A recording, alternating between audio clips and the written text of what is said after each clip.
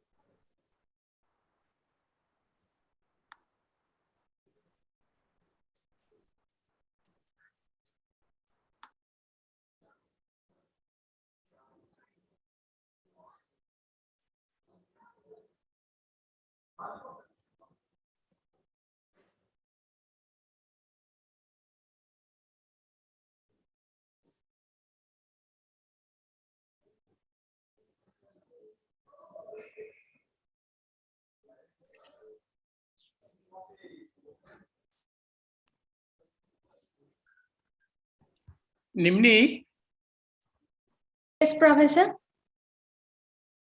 Deepika is having a problem Okay. opening the link. Can you please share the link with the... Okay. I'll send her again.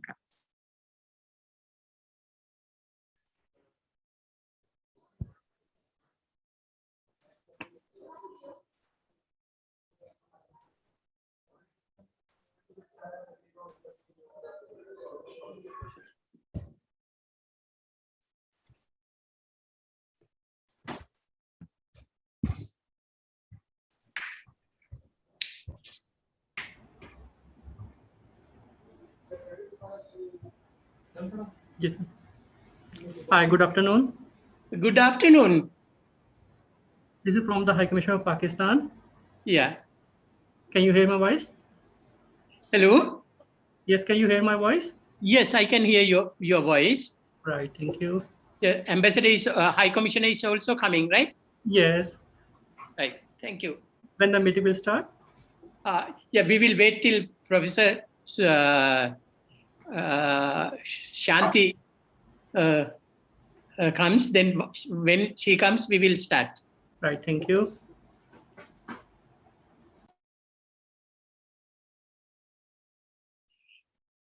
Nimni, has Shanti, what is the position of Shanti? Yes, she's trying to connect, Professor. Shanti. Yes, she just came in. Okay, right. Right.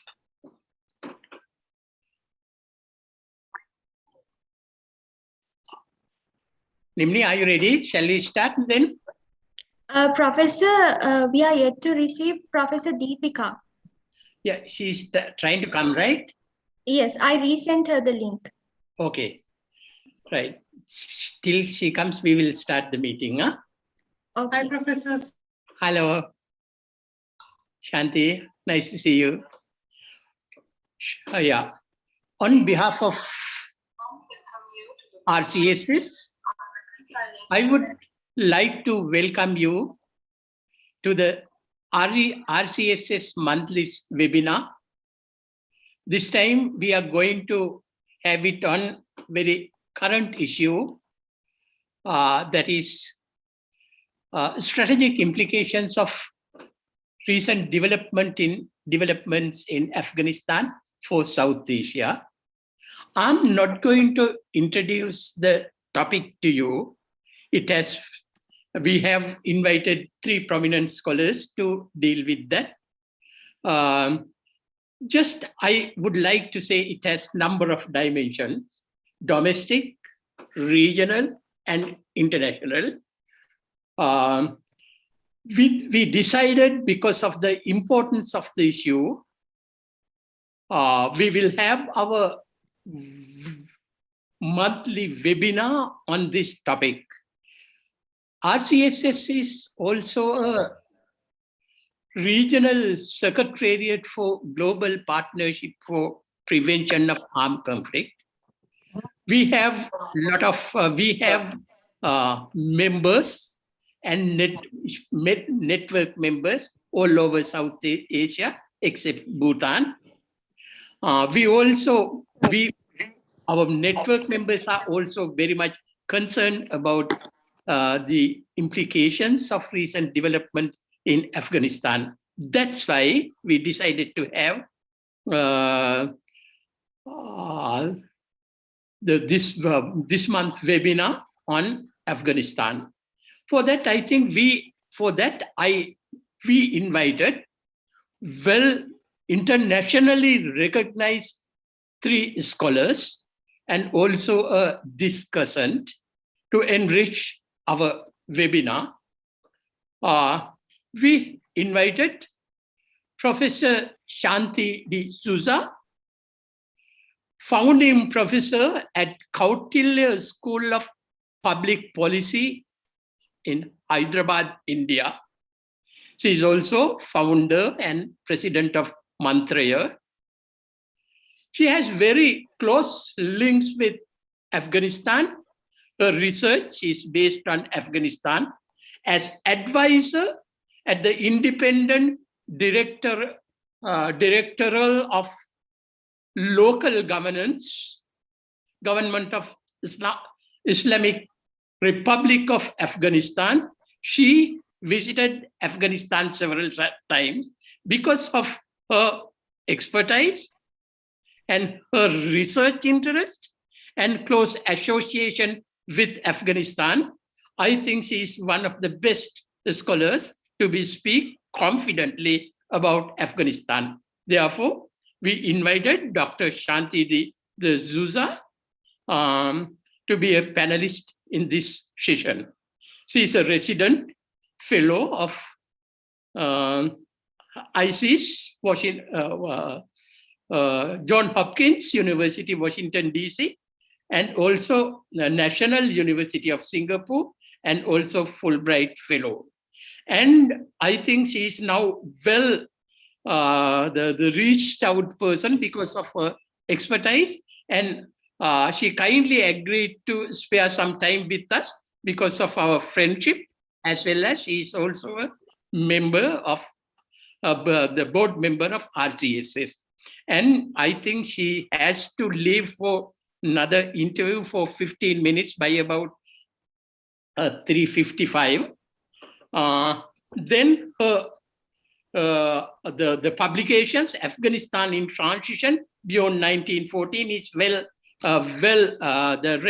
book, popular book, and she received his MPhil and PhD from JNU. Therefore, I think we have a very confident and authoritative spokesperson for our seminar.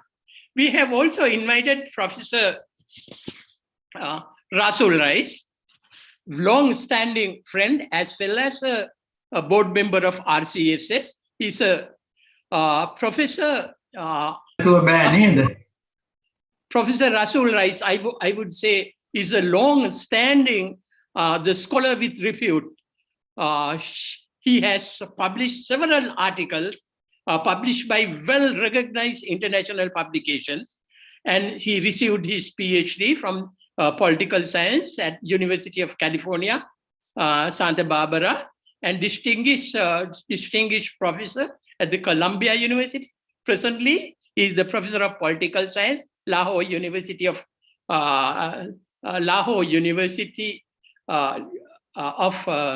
Management Studies.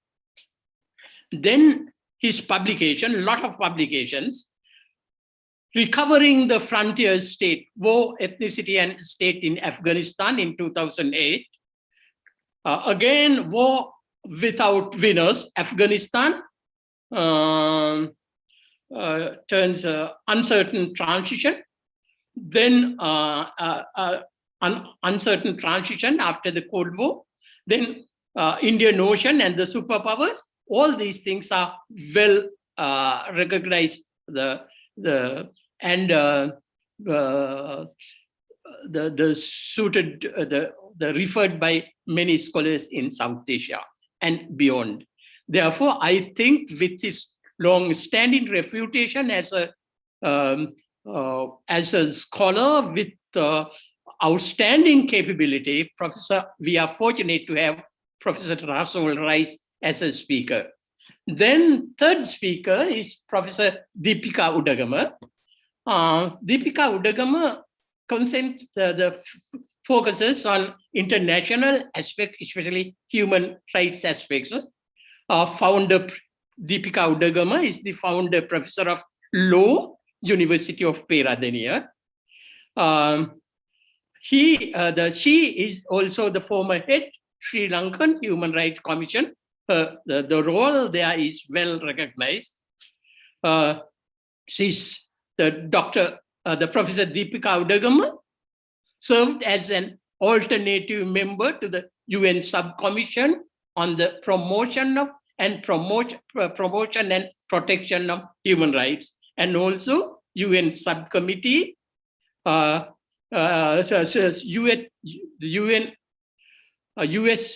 Subcommission's special reporter on globalization and its impact on human rights. Before moving to Peradeniya, she was teaching law at the Faculty of Law at the University of Colombo, and also the founder of Colombo University Human Rights Commission. Dr. Deepika Udagama received her LLM and JSD from the University of California, Berkeley. She is a internationally recognized human rights scholar, and especially human rights conventions and that type of things. Therefore, she will bring that dimension to our discussion. Our discussion is Professor Subhachandran. He is also GPAC member and long-standing friend of RCSS. He is presently professor and dean, School of Conflict and Security Studies, Bangalore, India. Right now, he is setting 2 programs at the University of Bangalore, that is the School of Conflict and Security Studies. One is Conflict Resolution and Peace Studies. Other one is Science Diplomacy. He served as a visiting fellow at the Bradford University, their Department of Peace Studies. He received his PhD from the School of International Studies, JNU. Therefore, I think they would like to hear from them, the experts from them, experts of the subject. And also, I would like to recognize here, we right now in our audience, we have the members of diplomatic community. Especially, I would like to welcome High Commissioner of Pakistan,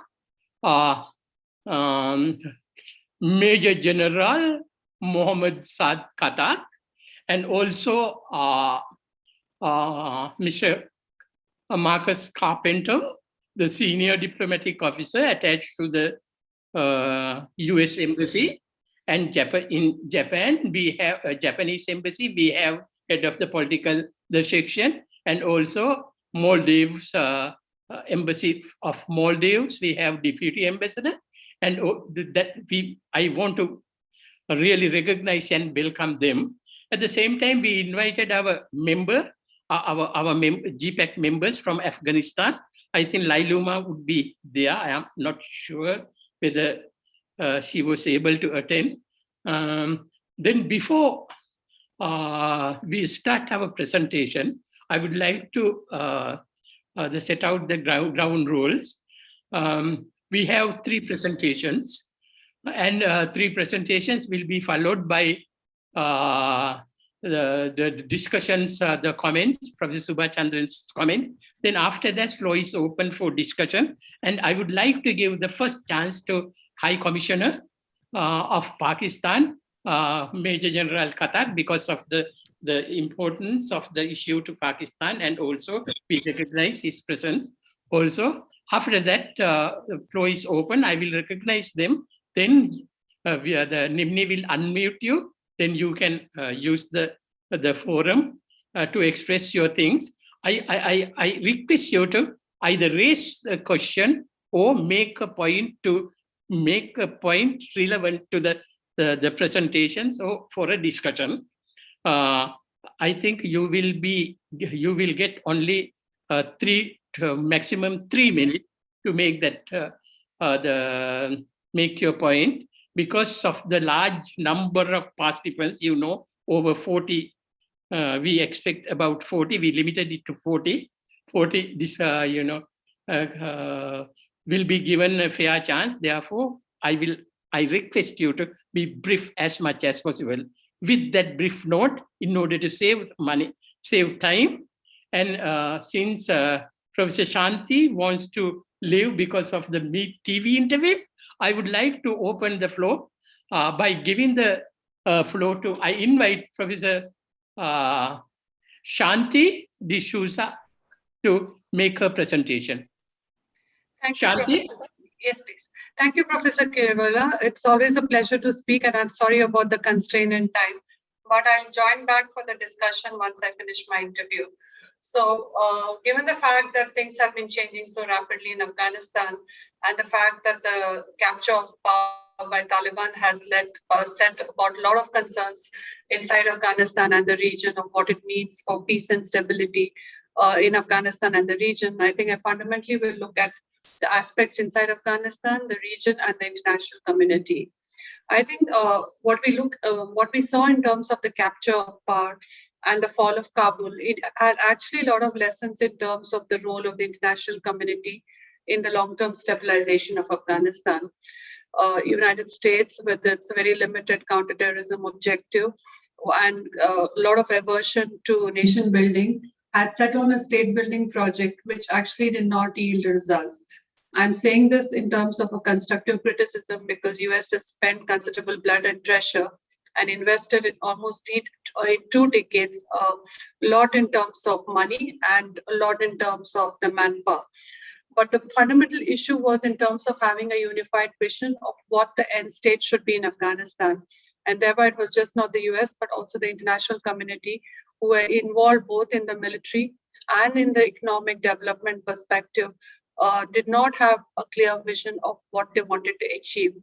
So if you look at what happened in terms of the state building, I think it was a very fragile state where there was an whole attempt of having a democratic experiment, which was useful to the Afghans, but which was not sustainable for the fundamental reasons that the international community did not invest in the institution building. And most of the blame is taken by the Afghans in terms of either lack of capacity or corruption. But I would also say that international community did not build in those mechanisms or any kind of accountability measures needed to have Afghans build those open and transparent and representative institutions. So there was a fundamental problem in terms of the state building exercise. But more importantly, it was also about looking at how the money went inside Afghanistan and how most of it didn't make impact, whereby a lot of areas, especially the provinces I visited in remote areas, there was complete lack of access to basic service delivery. And it was in these areas where actually the legitimacy of the state was questioned. And you did see a lot of these people joining the insurgent groups because of lack of opportunities.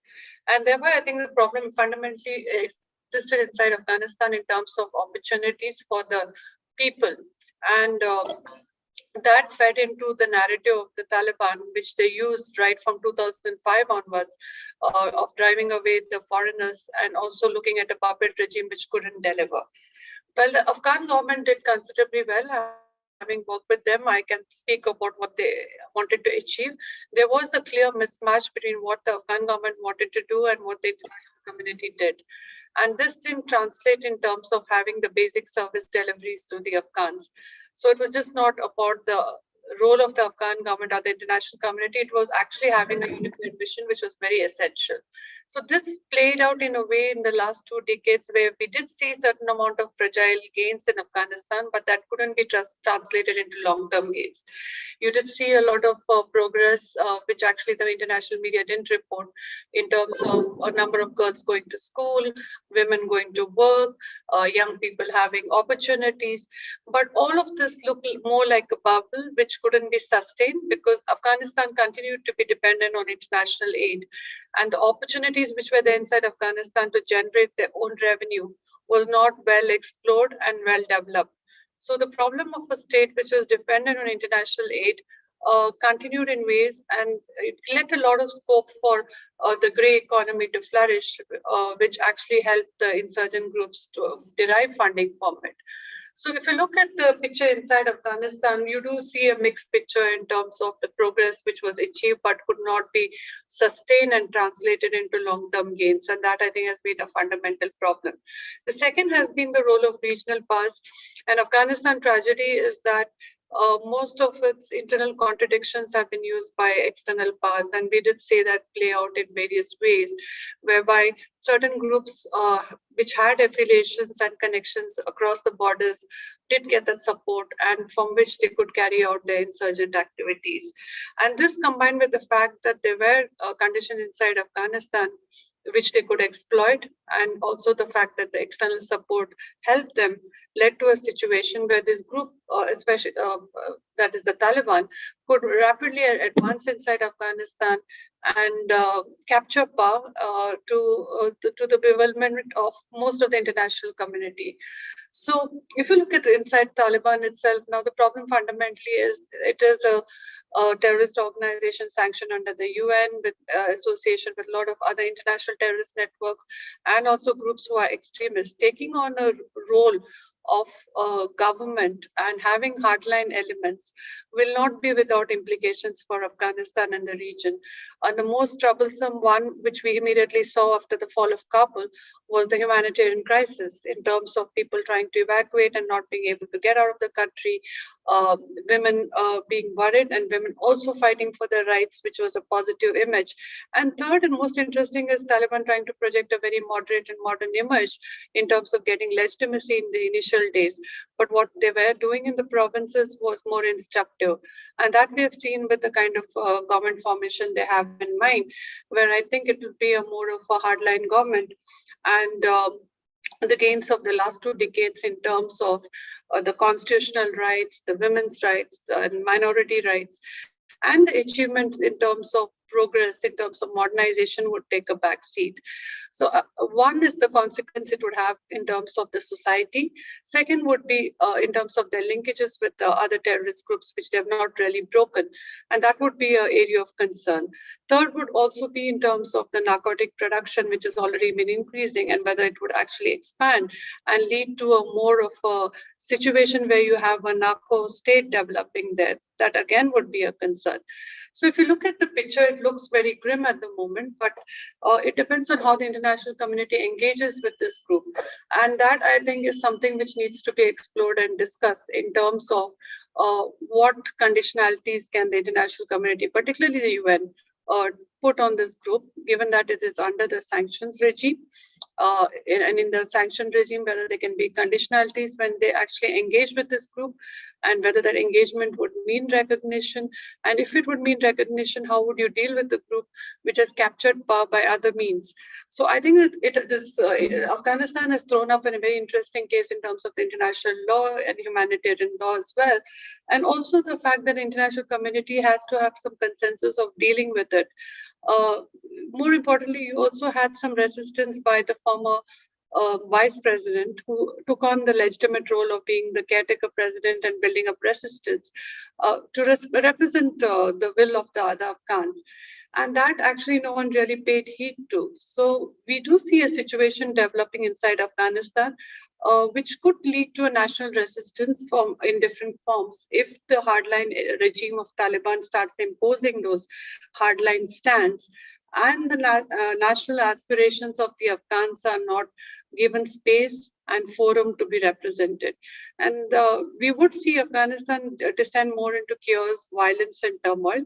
And it's just not because of the conditions, but also about the presence of the Islamic State, which makes it even more complicated in terms of how those dynamics are going to work out with the Taliban. And the linkages Taliban has with international terrorist groups is something which I think should be a concern for everybody. I would like to leave it here and maybe join in a little later for the discussion because I have to step out, but I'm definitely come back for a discussion. I'd like to hear what the rest of the esteemed panelists have to say. So excuse me, Professor, I'll come back in about 10 minutes. Shanti? Yes, Professor please. Shanti, thank you very much.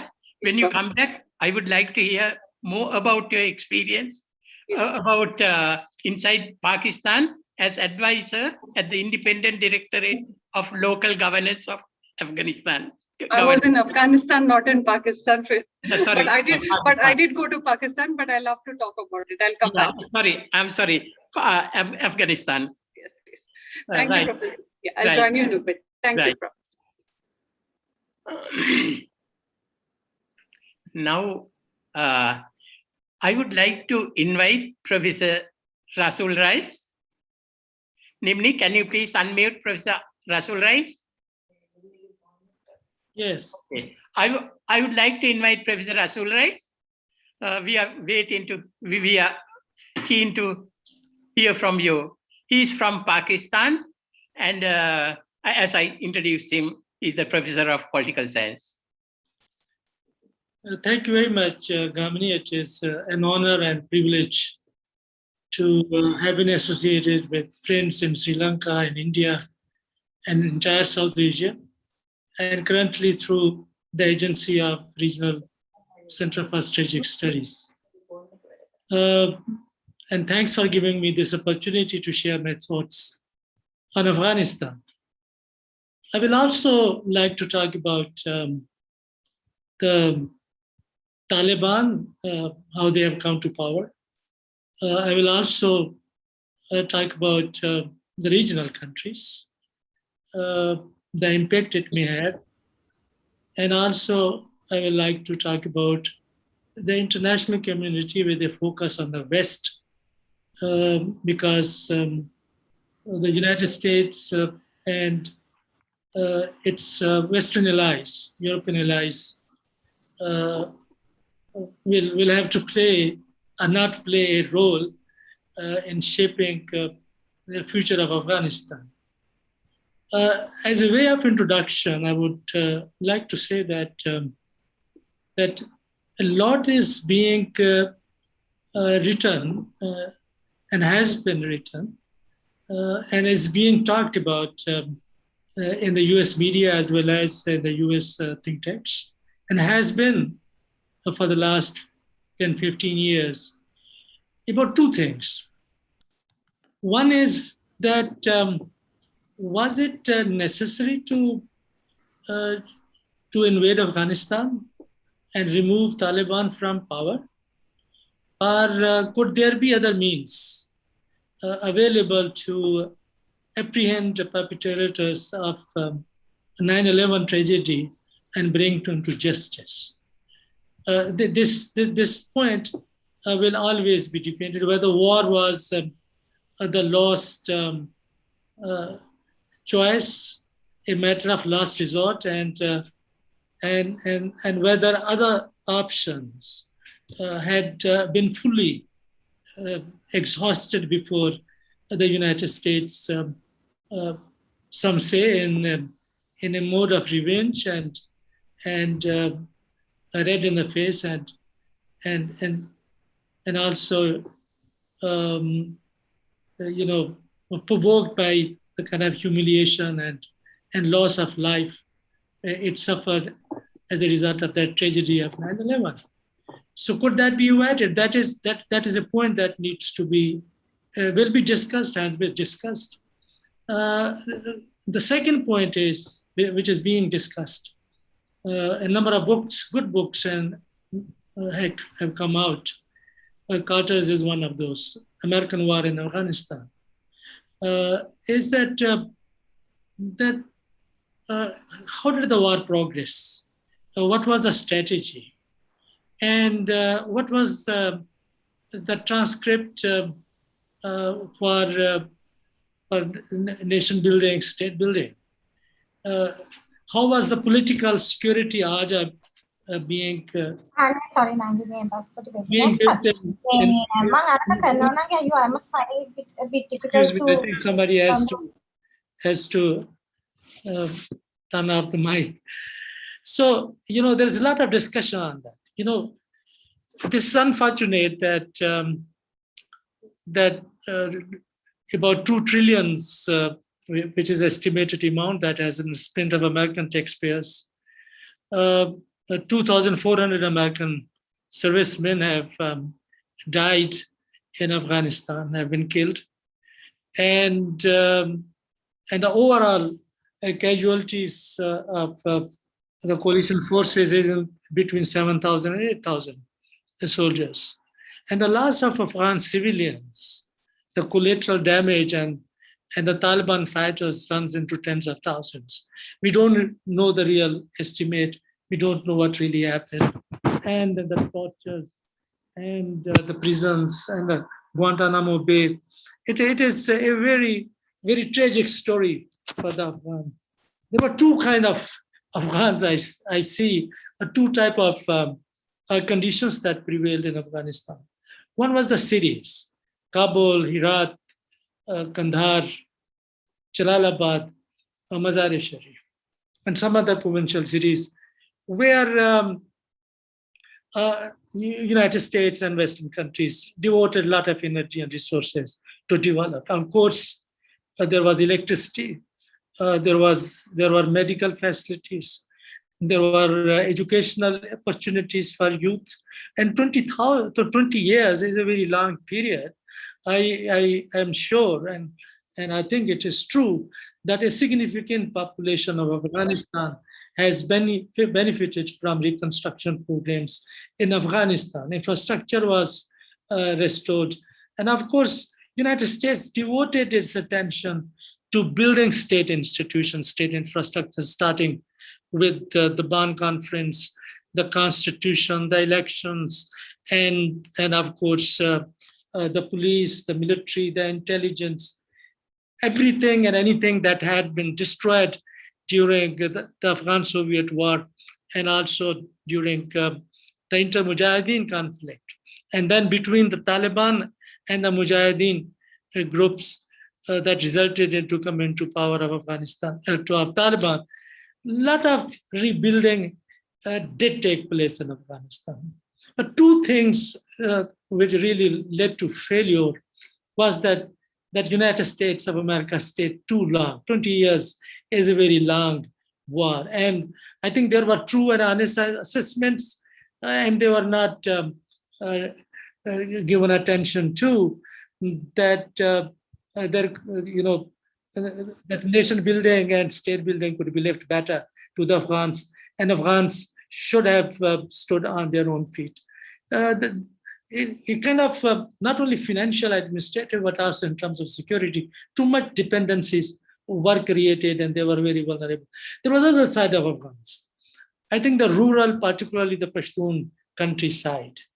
From 2005, a couple of years, a year after the United States declared a sort of a victory in Afghanistan and went to invade Iraq and created sort of take another project of state after removing Saddam Hussein. I traveled during those years, those times from Jalalabad to, at that time from Jalalabad to Kabul, there was no road at all. It was through a storm of dust. And then staying in Kabul and then traveling to Ghazni and Kandahar, and through that, through Kandahar to Quetta and back to Pakistan. I could see, I spent some time in Kandahar during that time. I could see the emergence of Taliban, and I could see the presence of Taliban and their narratives in the Pashtun countryside.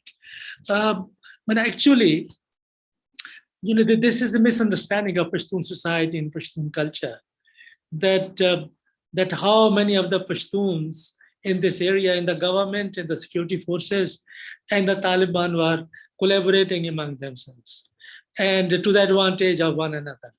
There was a lot of money to be made on the transport of goods that were traveling either through Torkham from Pakistani side or from Chaman from Pakistani side. And then there was, of course, the opium production and the narcotics, and there were many other things.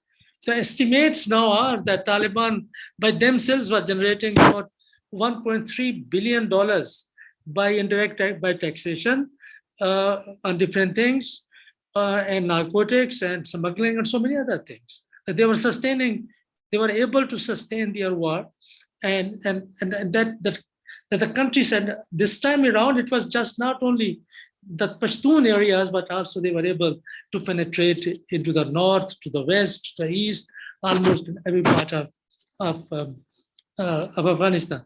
One thing that Americans were concerned all the time, that was corruption and mismanagement. But then Americans were not able to take any action.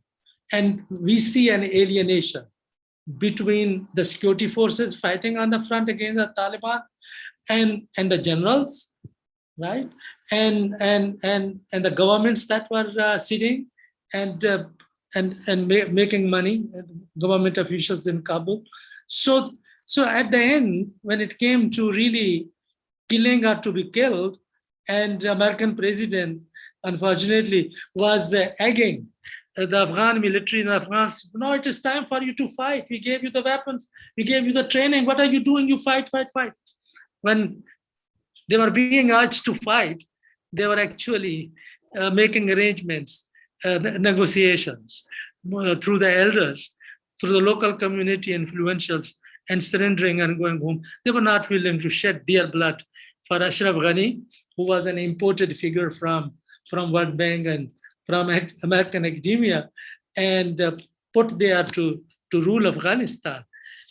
So all these conditions have turned Afghanistan back to where we found it on 3-4 occasions. I remember 1992, when the communist government collapsed, we were in the same situation.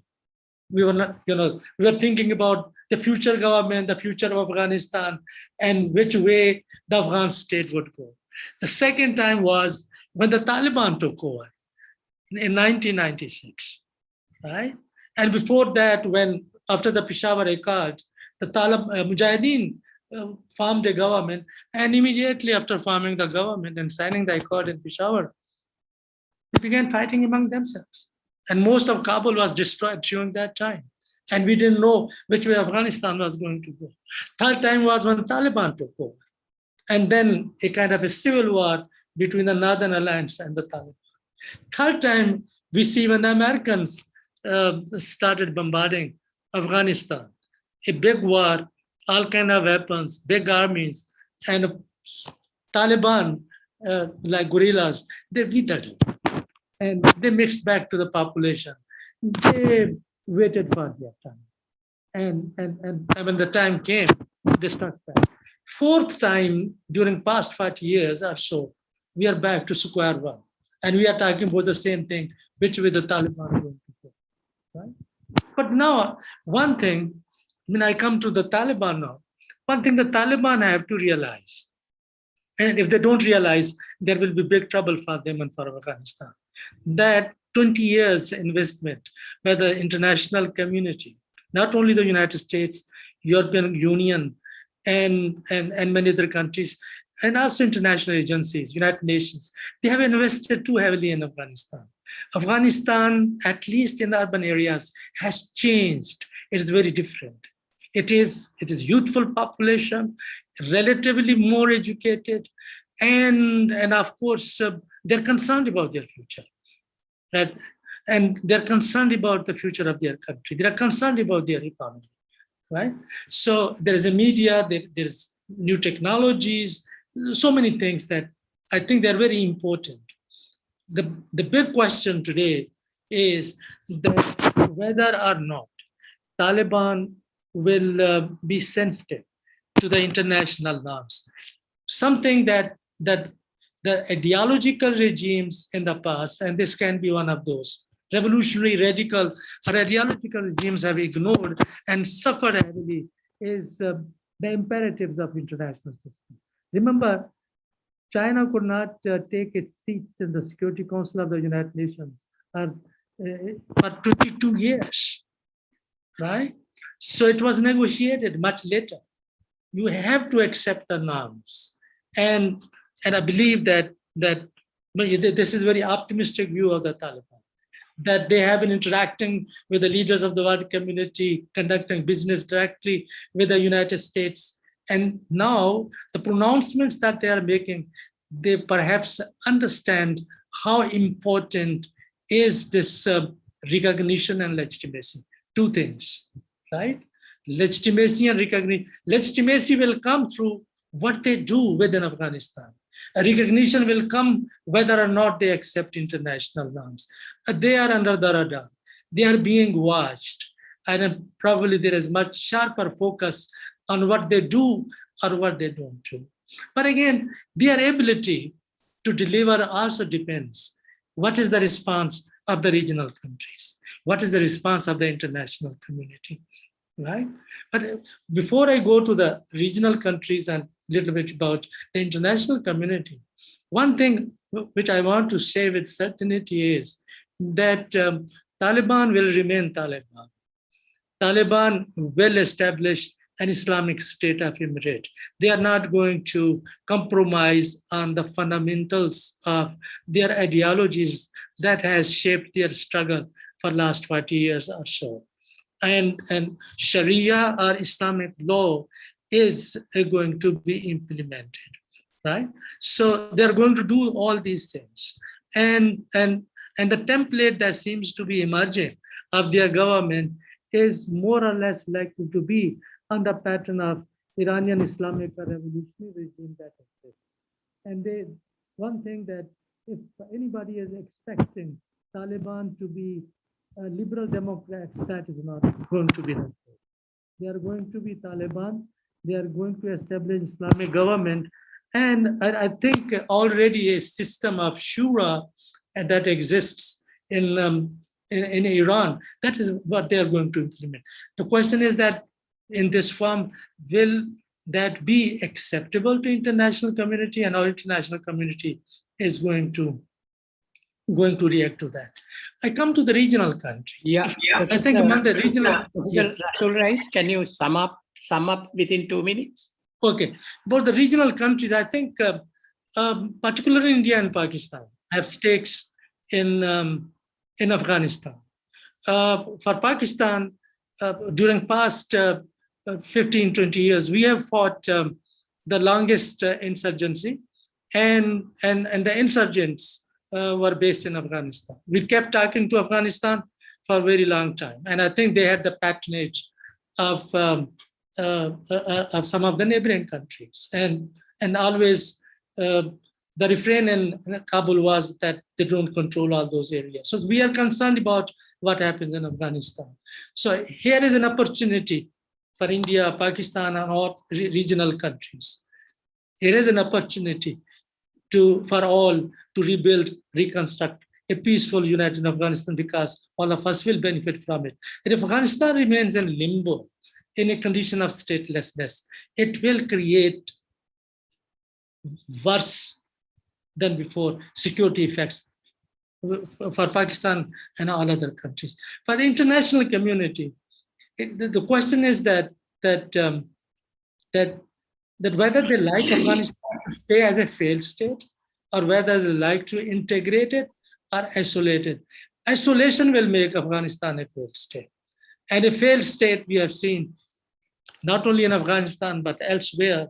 If that is the project, failing the states, destroying the states, and we have seen destruction of very stable states in Iraq, Libya, Syria, Yemen.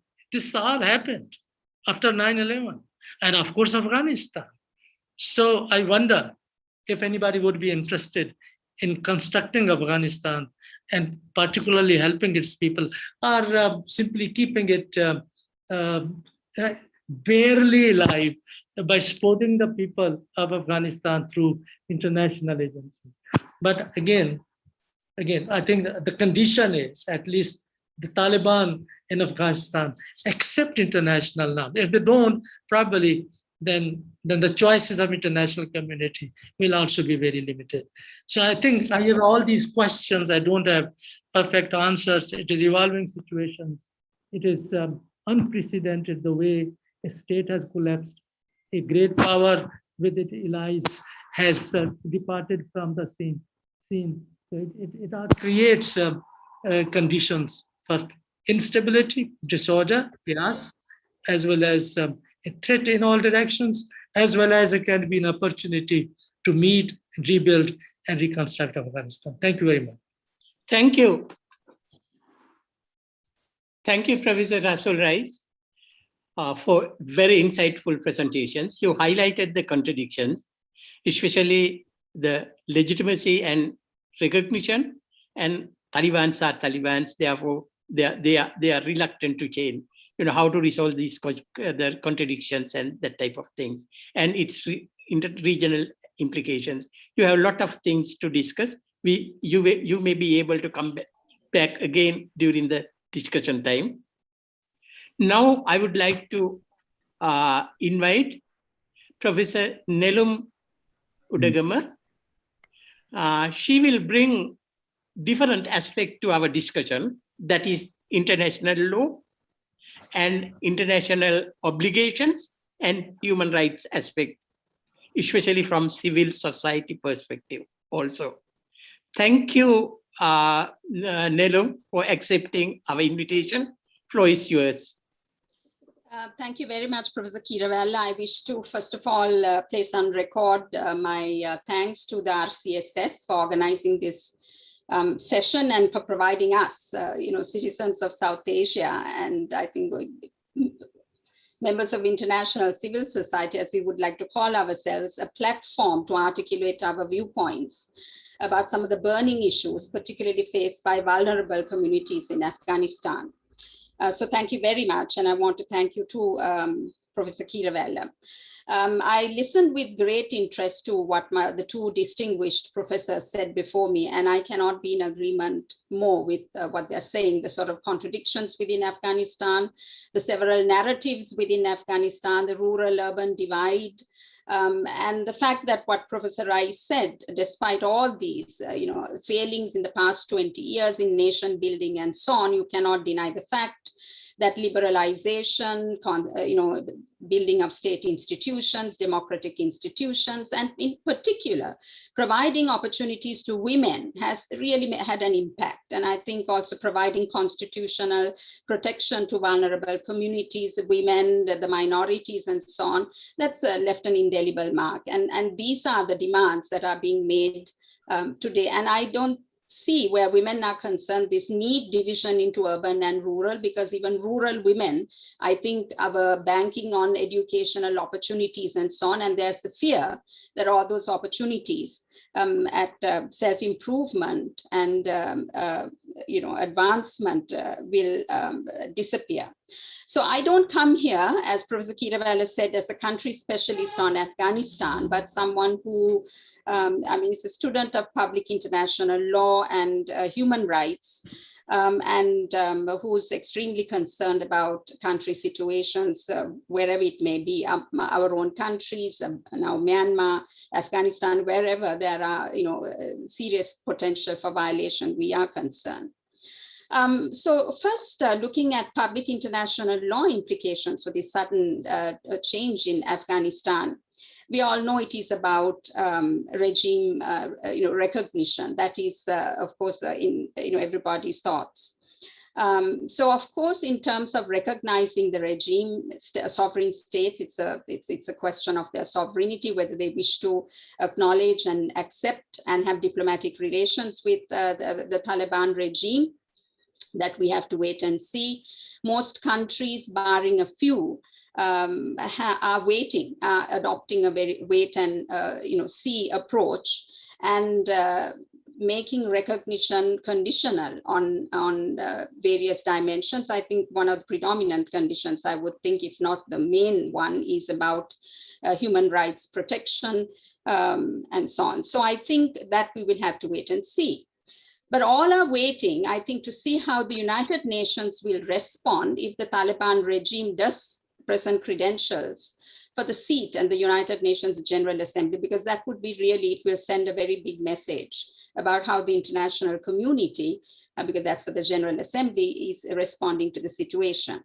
If you look at the past, between 1996 and 2000, when Taliban was in power, after capture of Kabul in 1996, the Rabbani government had presented its credentials to the Credentials Committee for recognition as the legitimate representative in the United Nations of Afghanistan in the United Nations. Then a month or a couple of months later, the Taliban also submitted rather the protest that the Rabbani representative is not the legitimate representative. However, it did not present its own credentials. So the UN Credentials Committee, then looking at all these, and obviously we all know that geopolitics matter here a lot, they just deferred the issue. They just deferred the issue, which meant that the representative of the Rabbani government continued. So Taliban was not given that opportunity or the recognition. So it remains to be seen now, now that the Taliban government is, in terms of its rhetoric in the recent weeks, and surely that's a result of the liberalization in the past 20 years, have been making liberal claims to having inclusive government and so on. Whether it is going to be given that recognition in the United Nations, whether it will present its credentials, whether in fact the government of the president, who almost one would say, well, abdicated government, would present its own credentials as a ousted, democratically elected government, and if there is such a tug of war, what will really happen. So this will be interesting to see, but these are all possibilities of prevailing upon the Taliban government. Of course, the rhetoric was one thing, and what we have seen in the form of the appointment of ministers and so on has proven that it's quite limited to rhetoric, and the action has failed thus far. So in terms of human rights protection, I think women are the most panic-stricken, aside from other vulnerable communities, particularly the ethnic minorities. The fact is that the state of Afghanistan remained bound by its international human rights obligations. It's very interesting that Afghanistan has quite a fair record of ratification of human rights treaties. And these ratifications or accessions had taken place in the 1980s. And then subsequently, after the changes in 2001 with the interim authority, I think, taking over, and with this project of liberalization, democratization, etc., you see again another set of human rights treaties being ratified. So you see most of the major human rights treaties, barring very few, have been ratified by the state of Afghanistan. And so those remain, as we know, in public international law. Governments come and go, but state obligations remain. So what are some of these treaties? The International Covenant on Civil and Political Rights, very important for representative government, for democracy, among many other rights. And then, of course, CEDAW, which is very important for women, the Convention on the Elimination of All Forms of Discrimination Against Women, that had been ratified way back, the International Covenant on Economic, Social, and Cultural Rights, Rights of the Child Convention, the Convention Against Torture, and so on, and the Rights of Persons with Disabilities Convention, They've all been ratified, and I checked to see whether Afghanistan, even in its moment of liberalization, had second thoughts and had entered reservations, but I could not see reservations, for example, to CEDAW, because one of the major claims is that because of Sharia, that international human rights norms cannot be implemented. So that's very interesting. Furthermore, it's very interesting that in 2003, Afghanistan ratified the Statute of the International Criminal Court, the Rome Statute. It's very interesting. And there is a pending investigation before the International Criminal Court. It dragged on for a long period of time. After its ratification in 2003, many complaints came in, and the prosecutor sought permission of a pretrial chamber to start a formal investigation. It was much later, that was the case, 2017, the pretrial chamber rejected it, saying too much of time had lapsed between 2006, when the first investigation started, what they call an examination. So they rejected it, but it went up on appeal to the appeals chamber of the court. And the appeals chamber then reversed the judgment of the pretrial chamber, and now formally there will be an investigation, which was announced in 2020. And this is precisely why President Trump then imposed sanctions on the prosecutor of the International Criminal Court and a few other officials on the basis that they are working to impugn US armed forces, members of the armed forces, and so on. Of course, President now it has been, President Biden has reversed that,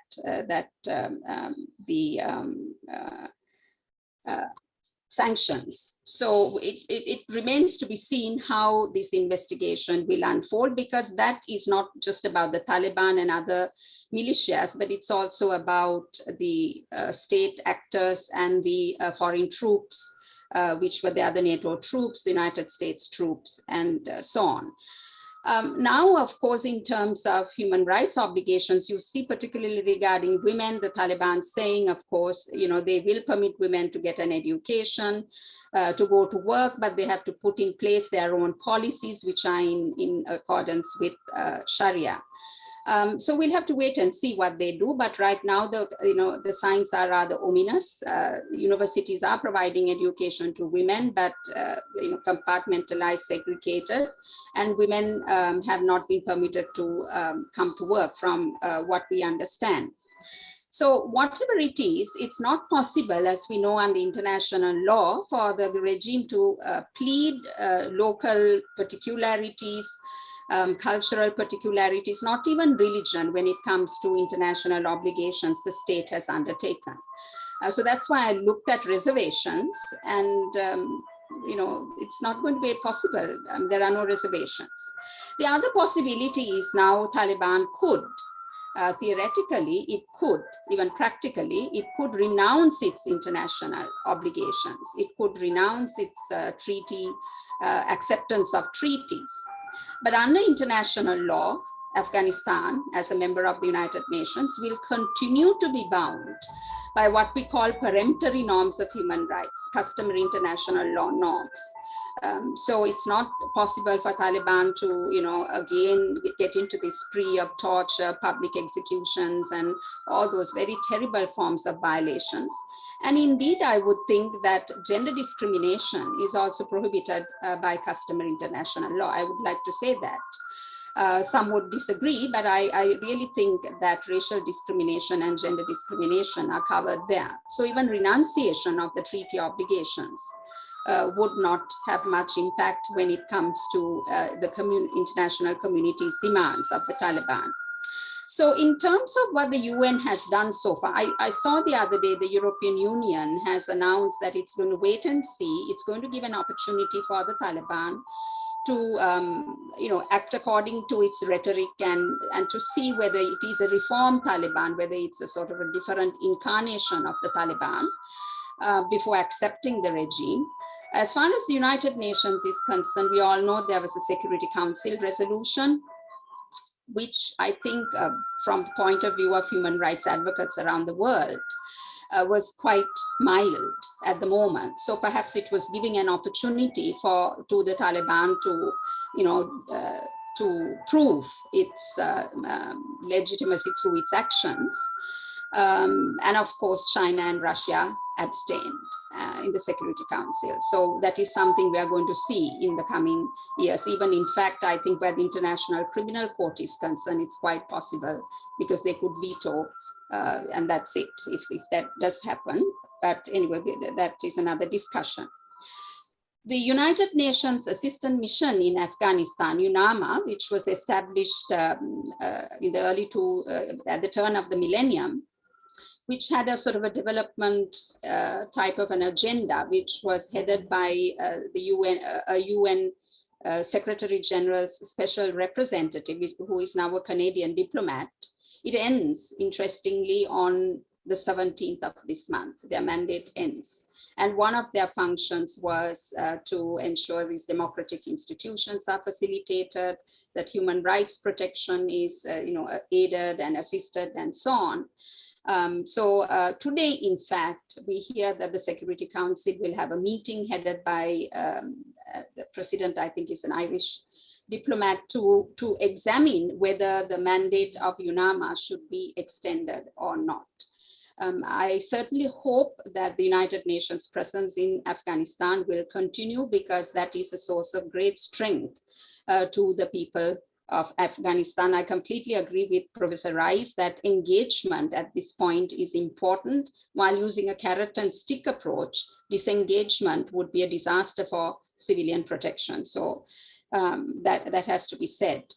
And where the main actor in the United Nations on human rights is concerned, the UN Human Rights Council is concerned, and the High Commissioner's Office, High Commissioner for Human Rights Office is concerned. The High Commission, there was a special session in August, given this sudden and dramatic changes in Afghanistan. The High Commissioner read a very strong statement on what needs to be done. But there is general consensus now among human rights advocates, and I think governments which were expecting a strong position taken by the Human Rights Council, it adopted a resolution, but the resolution fell far short of any action it was going to take. It called on various parties to do various things and so on. Mainly refugee protection, which is very needed, undoubtedly, but it did not establish a mechanism to monitor the human rights situation at the ground level. And that is seen to be extremely a very weak position. And you see, interestingly, the incumbent chair of the National Human Rights Commission of Afghanistan, a very feisty, extremely admirable woman, sort of taking on the council and saying, you've let us down, you completely let us down, and the people of Afghanistan, this is not what we expected of you, you are just playing politics. So anyway, now that the next session of the Human Rights Council is due to meet in a couple of weeks, if not next week, I think we'll have to wait and see. And I hope all concerned will agitate for strong measures to monitor the human rights situation in Afghanistan. For any one of us who will be in the situation that many Afghani civilians are in, we would want that sort of attention on our behalf. And finally, because of the the reality that that Taliban, whatever policies it's going to put in place, whether it be about governance in general, whether it be about family relations, education for women, and so on, is going to be the framework of their Sharia. But of course, the Taliban interpretation of Sharia, it will be very interesting to see how Islamic countries respond to this.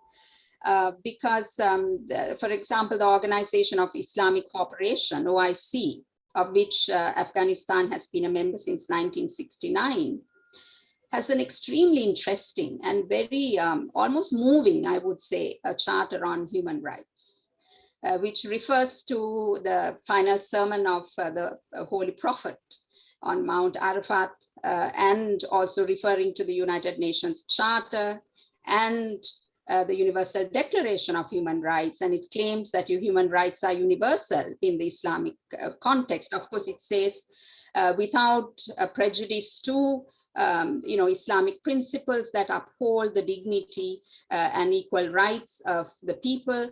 It recognizes equality between men and women in dignity and rights. So I think we've got to be creative about it. Now, if the Taliban are saying that according to the Sharia that the equality of men and women cannot be guaranteed, I think there is a huge role for Islamic states to play here. And I think organizations like the OIC, Organization of Islamic States, can play a very important role because now, whether you like it or not, what is going to happen in Afghanistan will be taken as a sort of a reflection of how Islam is regarding various dimensions of human life, governance, equal opportunities, protection of dignity and all that. We know that it is the Taliban's own interpretation of the Sharia and so on. But I think it's very important to point to what Professor Rice, this is my final sentence, Professor Kirivella, what Professor Rice said, one has to engage the Taliban because at this moment, it's very important to ensure by engaging that, people of the country will receive the protection that they deserve, although it's going to be very difficult. But I think to completely disengage would make it possible for Taliban to go its own way, and it's going to be, I think, quite a disaster. But of course, we cannot forget the demand for democratization, elections, and so on. Nobody's calling this a transitional government, so we'll have to wait and see whether they'll go on for a long period of time, what they will do to the constitution and so on. So thank you very much for the opportunity. I'm sorry if I exceeded my time. Thank you, Professor Udagama, for your very interesting presentation. Now I would like to turn towards Professor Subhachandran. That is, it is very difficult task. But I would like to invite you to make comments within 12 minutes. Okay, thank you. Thank you, Professor.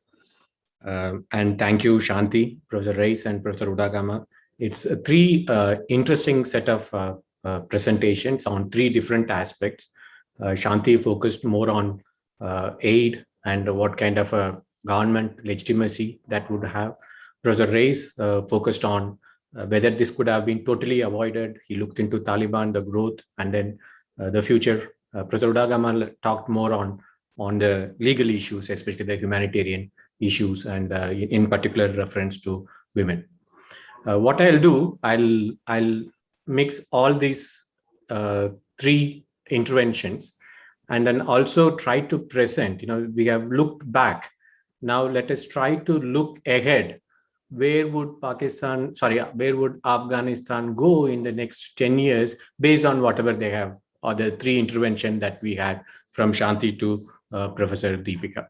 I have kind of made a quick biryani with 4 questions, based on whatever these three great intervention. I sincerely wish we had given them more time, but then in a panel discussion, this is all we could get. 4 questions. First question, will the international community continue to be interested in Afghanistan as we see a new government? I think this is going to be a crucial question that we all have to understand. While it is important to criticize and critique what has happened in the last 20 years, 25 years, 30 years, let's look ahead as well. Now, this is where what Shanti said, her point on international aid. This is going to be a crucial point for Afghanistan. Will international community continue to give aid to Afghanistan? This is what Professor Udagama was also talking about. On what conditions? She was talking about carrot and stick. It's based on the belief that Taliban is willing to take the carrot or listen to the stick. What if neither carrot nor stick is going to work? Or the larger question, what if there is no international aid coming into Afghanistan in a manner that we would want it to? My worry here is more than the aid, this is where I would want all three of you to respond when you have. What would be the global interest in Afghanistan? Forget about the aid. Is the international community looking at Afghanistan? Is there an interest going to be developed in Afghanistan to have aid coming? My fear is, if you look back in the last 5 years, especially from the Tokyo conference to the Paris conference, there is a fatigue. I think, we are blaming Biden for getting out. I think that international community mentally got out of Afghanistan a couple of years ago. I'm not convinced that the international community is going to come back to Afghanistan now in one way or the other. So this lack of interest or focus of interest elsewhere is going to be crucial for Afghanistan as it moves ahead. That's the first point. The second point as a part of this is, what would be the US interest? Will US come back? There are a few of us have been writing whether the US will come back, or even there was a discussion on what condition the US will come back. I think Biden has made it categorical. US is not going to come back to Afghanistan. I think he is looking at China. He is looking at the larger global interest. He sees Afghanistan as a liability. He wants to get out of Afghanistan, leaving whatever it is to rest of the region to deal with. US is not likely to come back to Afghanistan the way it did in 2001. Even if it is, it will be very notional. This all the more would impact on the larger aid that would come to Afghanistan. So this is the second point that I would like to look into in terms of international interest. The third point, I would refer to Professor Udagama's point on international communities' legal engagement, the concern for international law. From a realist perspective, maybe I would like to differ with her. There are multiple scenarios in Middle East, multiple countries in Middle East, Africa, and unfortunately, Afghanistan will also go into that. As long as our interests are there, we will be interested. As long as our interests are not there, we are not going to be interested at all. This is the harsh reality that many of the African countries, Latin American countries are facing.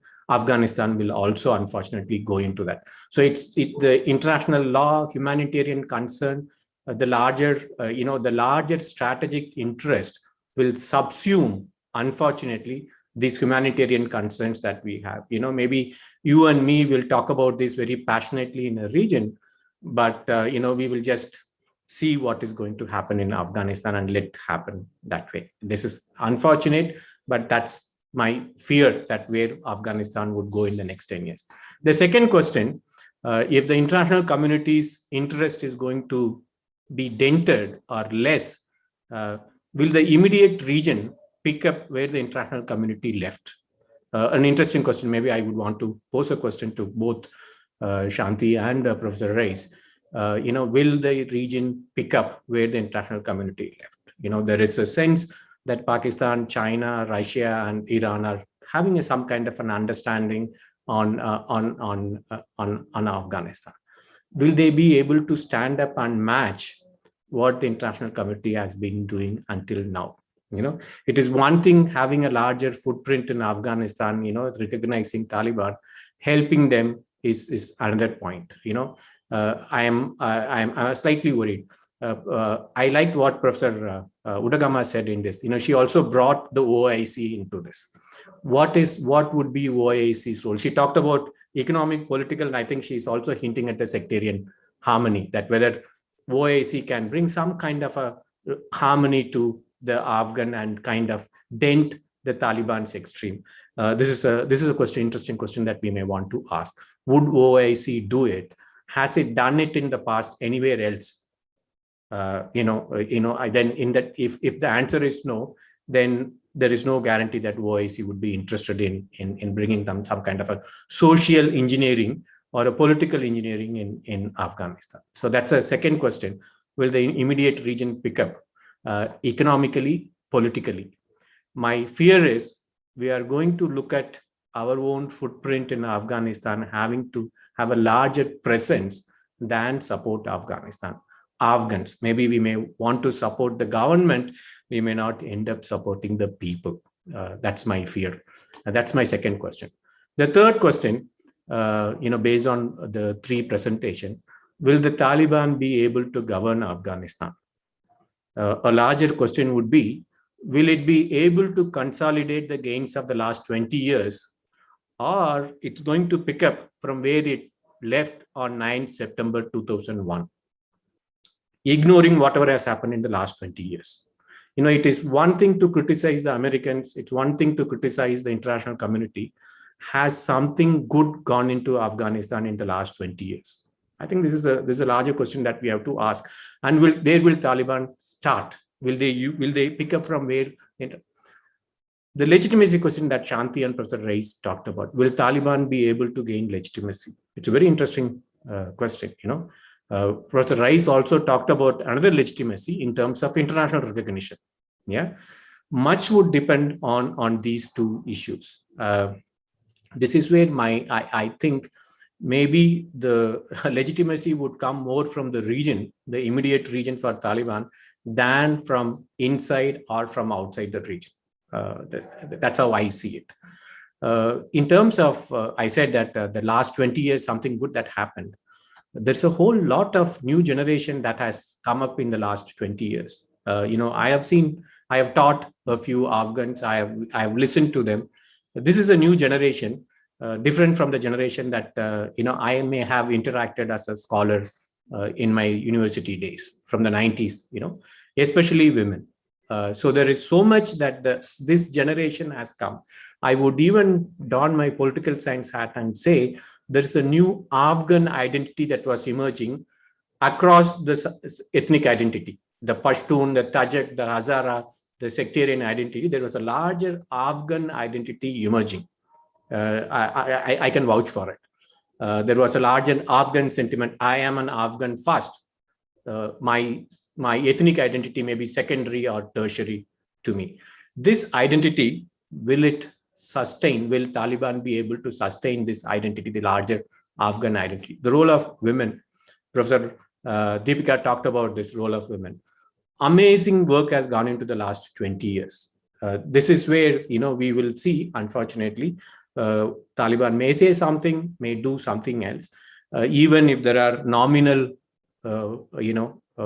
statements. This would be back to that's what I fear. It would be back to 2001. Many think that Taliban is reformed.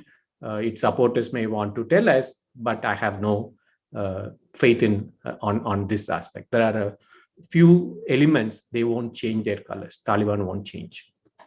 The last point on this is Shanti talked about the mismatch between the US and the Afghan government. It was a very interesting point. She was looking at in terms of, if I got it right, that Afghan government wanted something, whereas US didn't yield to it. The opposite is also true. The US and also the international community wanted a much more liberal, democratic, non-corrupt, non-governing Afghanistan. I don't think that's what the Afghan government also gave. So there was a mismatch from both sides. Let's keep that in mind. The last point, last question. This is the fourth question, and I'll stop here. Now we talked about these three. We were very critical.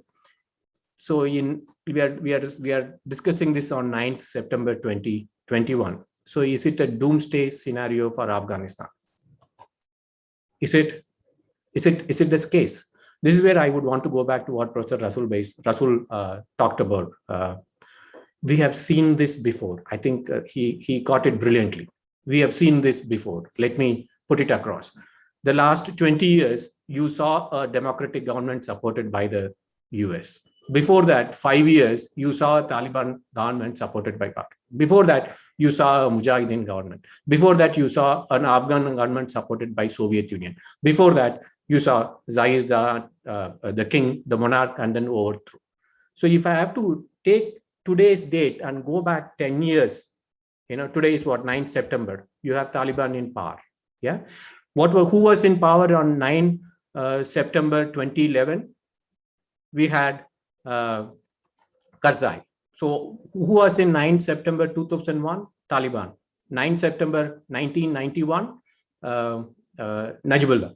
9 September 1981, 9 September 1961. If you go back, every 10 years you have seen a change, a new government, a new leadership. So what would be on to 2031? We don't know. So let's not think about a doomsday scenario here and then think things won't change. This is a phase. I liked what Professor Rice said. We have seen this before. We will see it again. I rest my case there. Thank you. Thank you, Professor Subhachandran. You raised not 4 questions, number of questions. Very interesting. And that would provide very good foundation, the basis for the discussion. Before I give that questions to our panelists, I would like to invite Her Excellency, the High Commissioner of Pakistan, to make your comments. Please, I respectfully request you to confine your observation to 3 minutes, please. Bismillah ar-Rahman ar-Rahim. Thank you very much, Professor Gamini, for having given me the opportunity to be sitting among such eminent scholars, giving or commenting on a very evolving and very dynamic situation taking place in our region in general and Afghanistan in particular.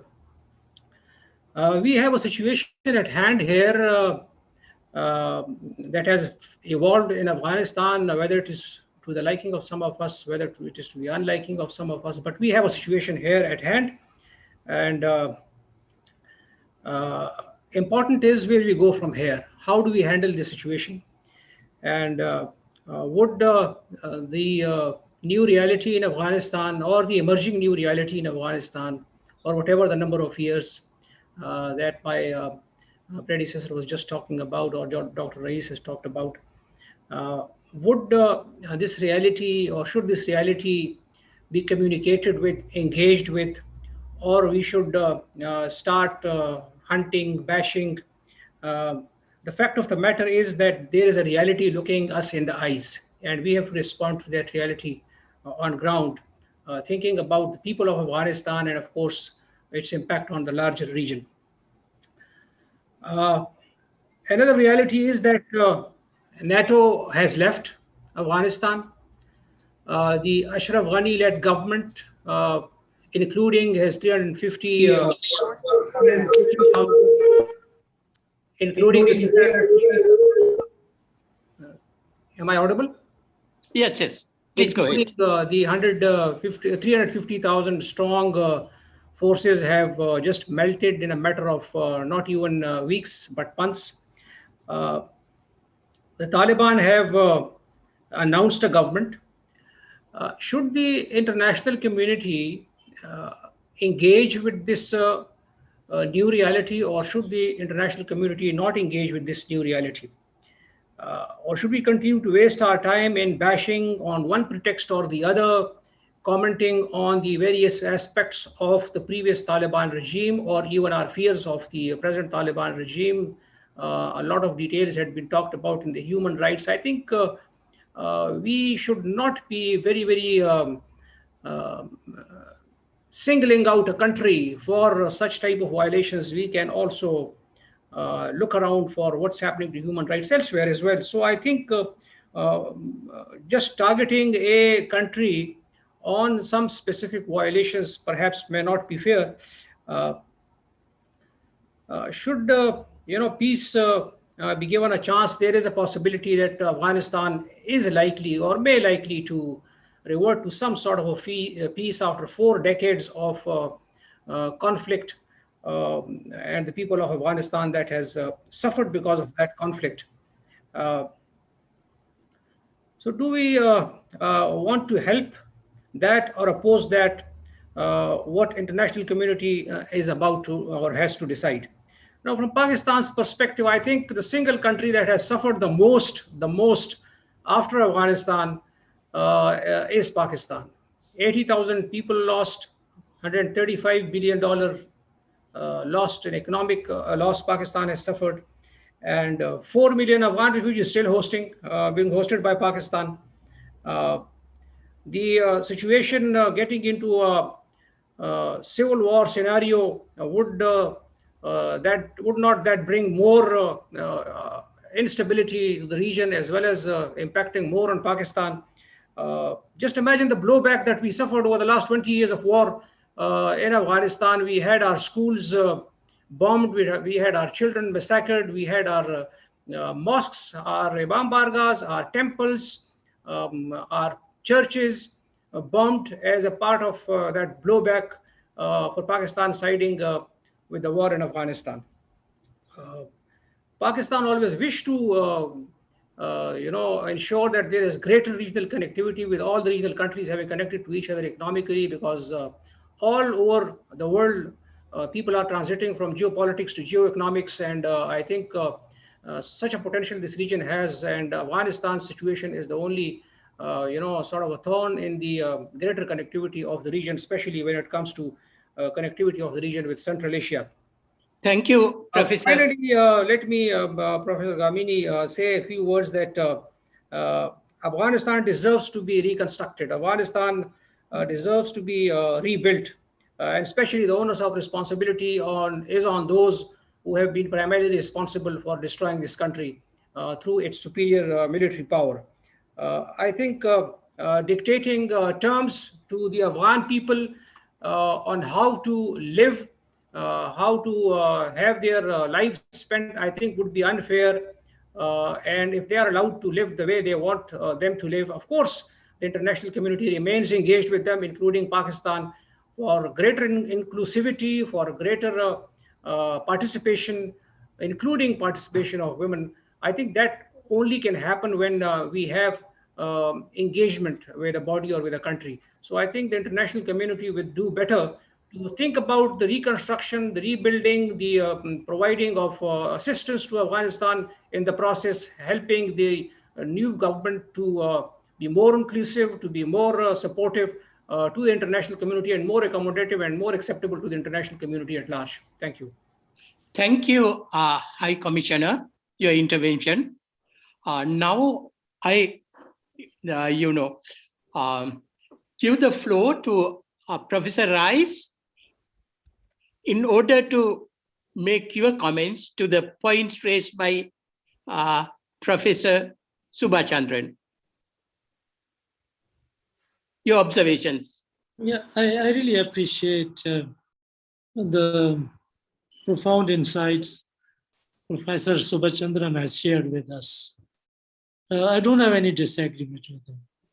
And actually, by raising these questions, he has sharpened the focus of our conversation for this webinar.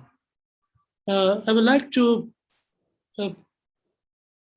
try to answer one question, or maybe two. One is that, these are very pertinent questions. I wish I had an answer. We can debate, probably read some kind of, if not clear, some vague understanding which way Afghanistan is going to go. Actually, this is the concern of diplomats, this is the concerns of geopolitical experts, and this is the concern of intellectuals, which way Afghanistan is likely to go. We really don't know. Now, I believe that on the question of this effort, that can we create a regional consensus? And in this regional consensus are the countries that territorially border on Afghanistan. So China, we have discovered, has about 8 kilometers of common border with Afghanistan. Russia has been very involved, but Iran, Tajikistan, Turkmenistan. What is the objective of all this? I don't think the objective is not to replace and continue the projects or sustain Afghanistan the way it was sustained. United States alone was spending $4 billion plus to help the government pay its employees and maintain the armed forces. Where is that money going to come from? So the effort is that can they recognize together? Even in the present situation, Pakistan is not taking the first step as it did along with Saudi Arabia, United Arab Emirates in 1996, and hurriedly recognized Afghanistan. So I believe that Pakistan has been warned by our Western allies and friends and some regionals too, that be careful and see which way things go. So the effort is that can we develop a regional consensus on recognition, on some kind of legitimacy.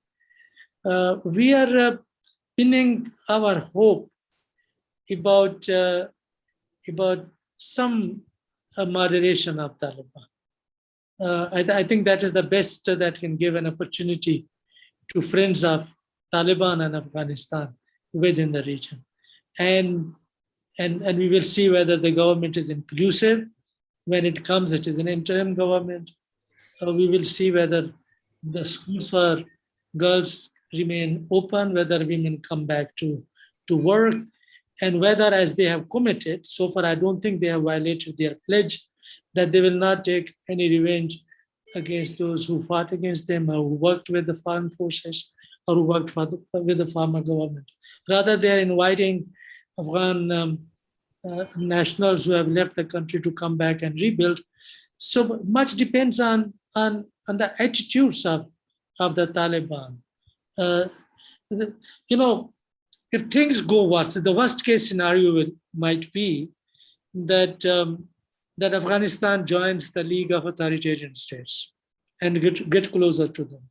But if it joins those states, and it will have to go under the patronage of perhaps Russia, China, Iran, Pakistan to some extent. So what kind of Afghanistan that will be? And I think maintaining stability and order will require much more than that. And that is a comprehensive, total, across the board engagement with the international community. Afghanistan, when the Soviet Union invaded, was a country of about 15 million people. I mean, today it is a country of about 40 million. How the population has exploded during past 40 years. It has really multiplied, and the expectations of the populations. And so I wish I could answer all the questions, but I would like to stop here. I am. Thank you. I wish I were optimistic. Oh, right. I try to be optimistic. I was happy that war has ended. I am happy that war and terror is over. I'm happy that American war machine is gone, the NATO is gone. But this I see as an opportunity, but still I remain not really optimistic. So I'm really concerned as a student of Afghanistan, as a friend of Afghans, as a neighbor of Afghanistan, because whatever way Afghanistan go, Pakistan, my country, my people will be affected. Right.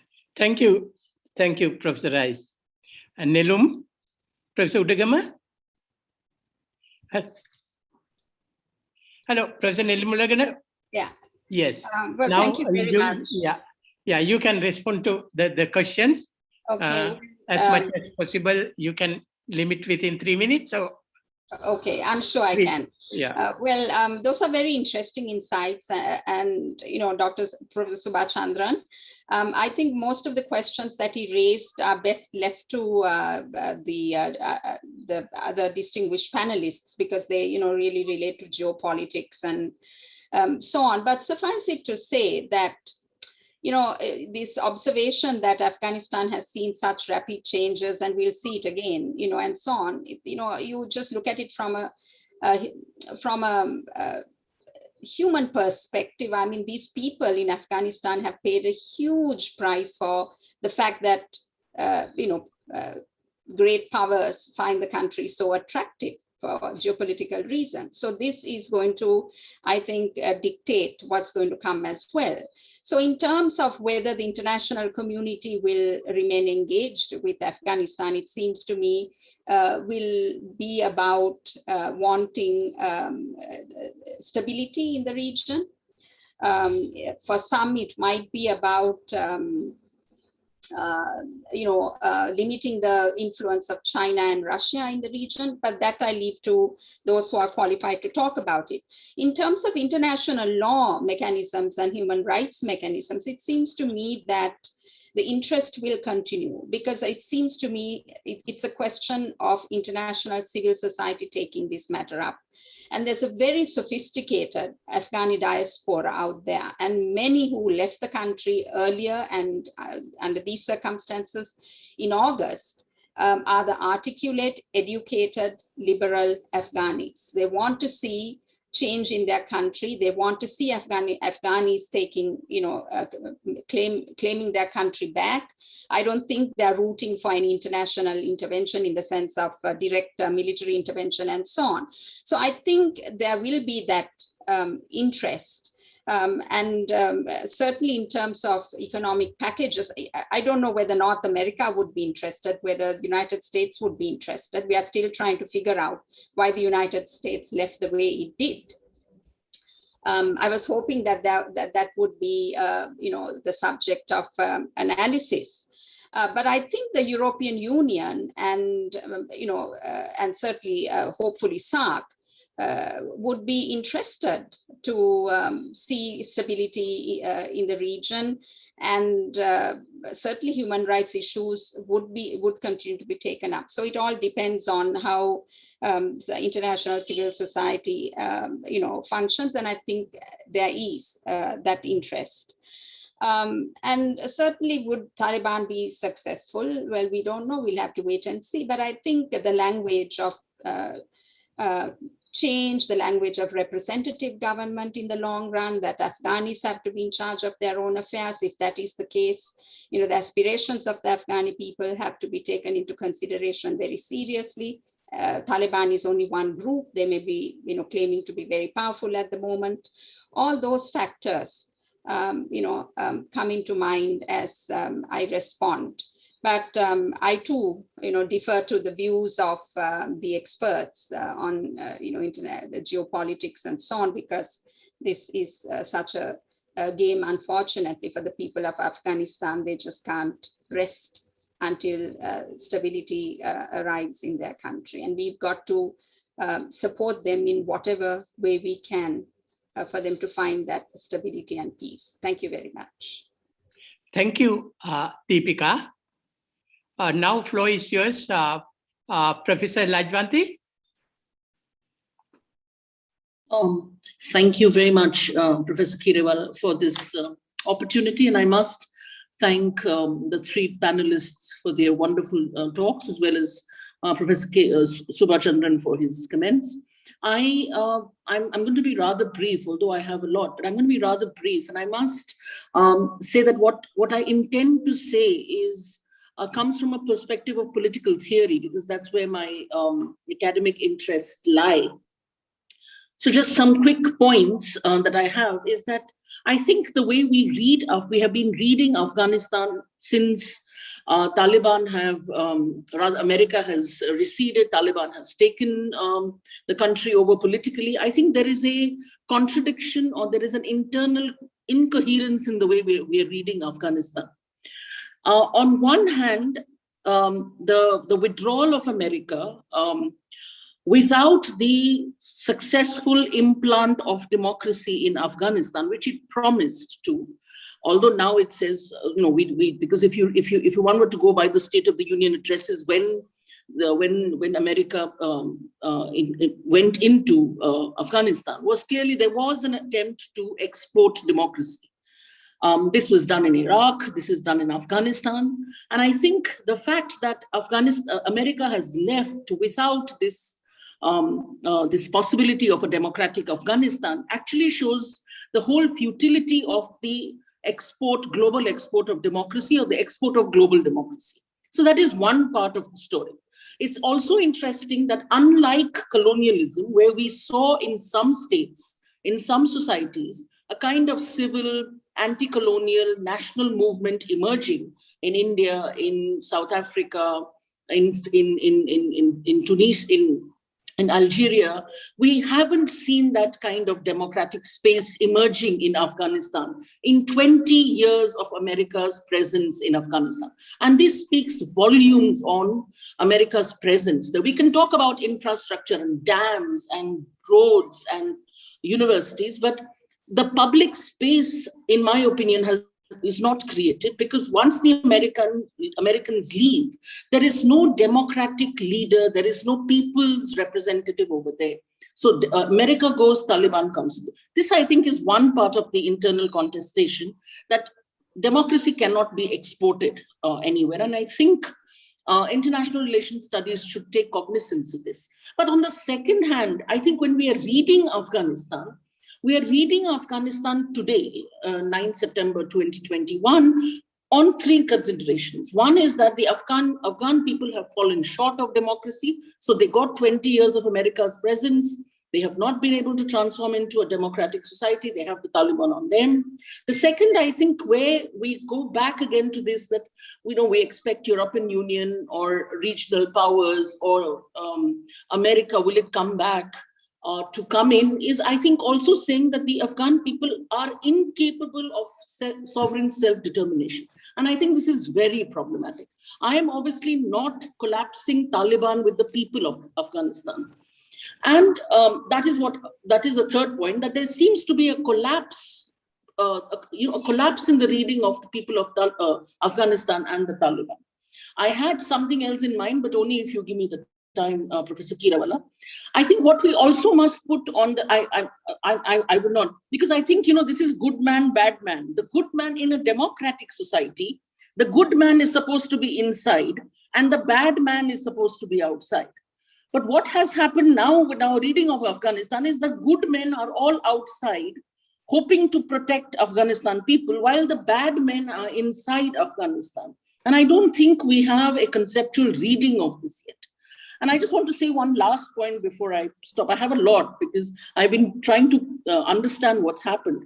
I think we also need to mention the fact that there is a political economy of war making.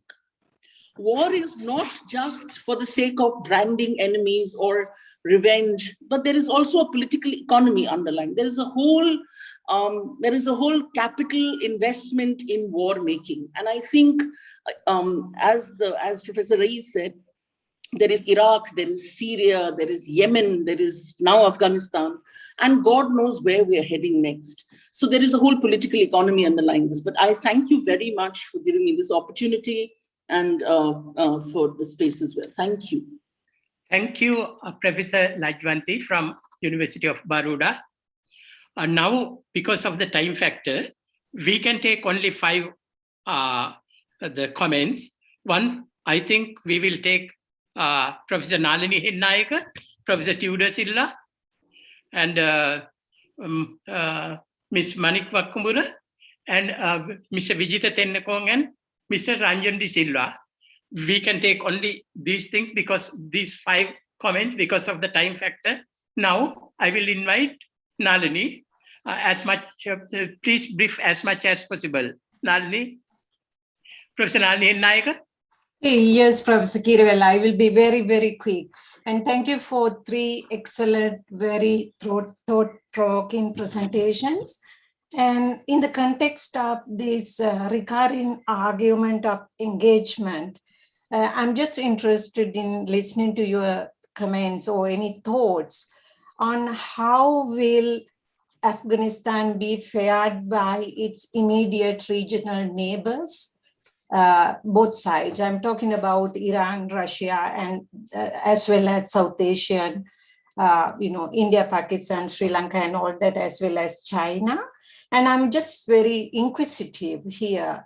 Would they act differently to that of the Western powers, given their very specific economic, political interest in South Asia as well as in Central Asia? I will leave it at that point. Thank you.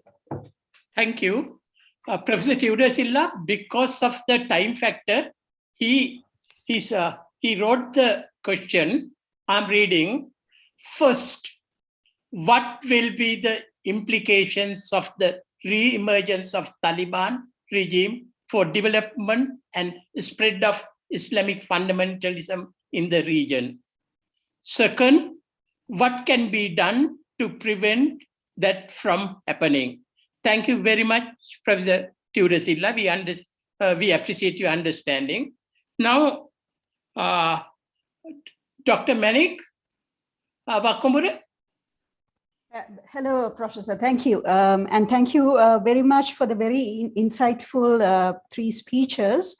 Well, I'll be very brief. My concern is actually about the human security of the border communities. And I do understand it is not just only that their vulnerabilities are at stake with the crisis situation, but also it is a situation that has been gone through for such a long period of years. And I would like to know from the speakers, what do you think about the future of these border community people? Because when you look at the Afghan and Pakistan border, particularly the Pashtuns, and when it comes to the Wakhan corridor, the Chinese that have the origin of Islamic origin, and that community issue has came up to the level where the states are engaging in military security as well. So these communities are not just then go through daily vulnerabilities, but they go through military risks as well. So just in very brief, this is the question. So I would like to hear from the speakers. Thank you. Thank you. Now I would like to invite the Vijita Tennako. Can you please make the comment to 2 minutes, please?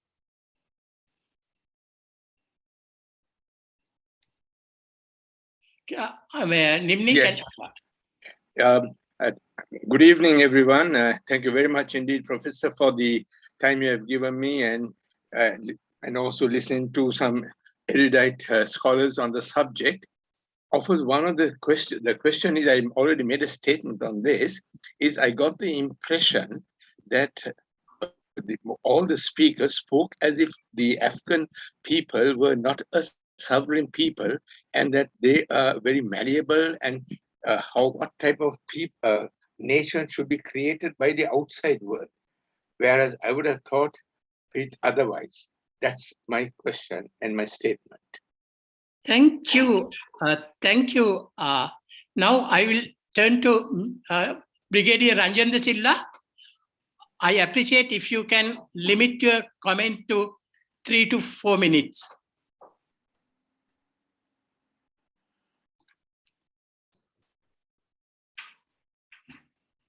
Are you there? Hello? Brigadier Ranjendra Silla? Okay, he's not there. Yeah, then I can go back to Professor. Can you hear me? Can you hello? Yes, yes. Can you hear me? Yes, I can hear you. Right. Yes, can you please make it within 3 minutes? Yeah, okay. Some try to portray America's withdrawal from Afghanistan as a military defeat. This is wrong. US withdrew voluntarily. They were not driven out militarily by the Taliban or anyone else. In World War II, the Allies, America, UK, and France defeated Germany and Japan utterly. They occupied those countries and planted superior political values. Those values took firm root in Germany and Japan. Today, the economies of both these countries are stronger than even the economies of UK and France, two of the victorious powers. US, UK, and France have long withdrawn from these two countries, allowing them to rule themselves and treating them as equal partners.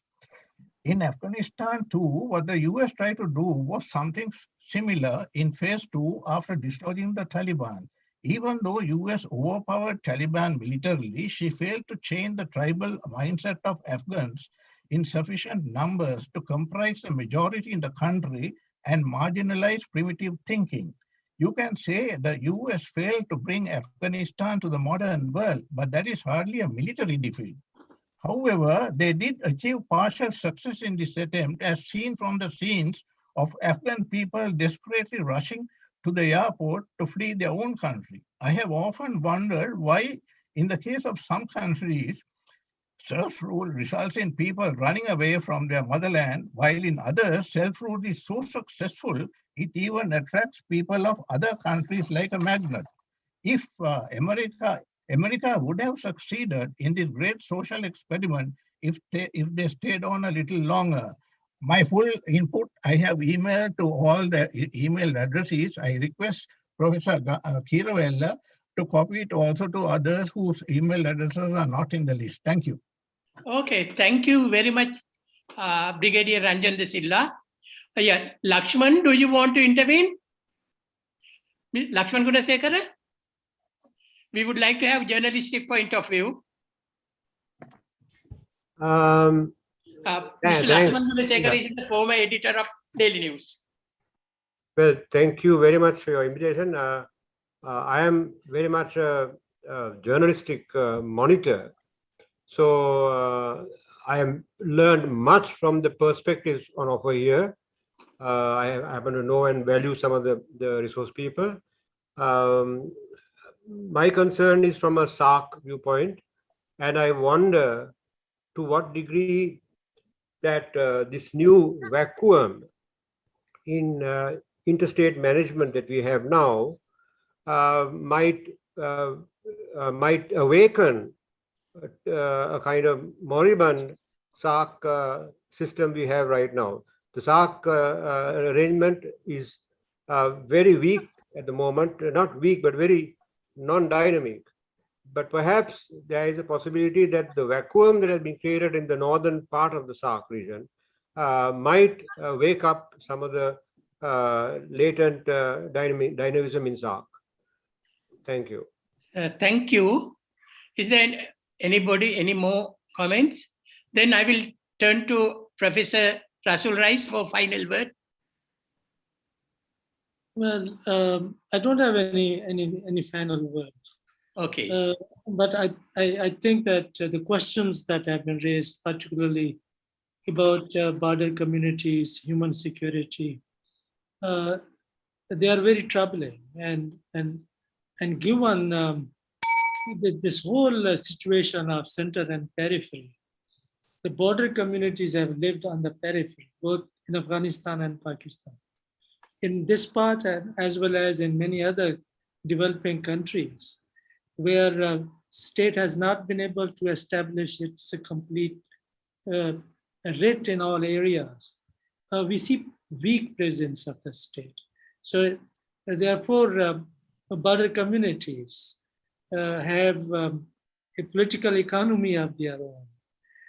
They have a power structure of their own, and mostly they happen to be tribalized, and such kind of communities compete in terms of the functions of the state with the national state, whether it is Latin America, Africa, or in South Asia, and particularly in Afghanistan and Central Asian states. So they are in the margins, and they're in the margins sometimes because of accommodation, sometimes because of conflict and tensions, and because sometimes in some areas I have seen because of benign neglect.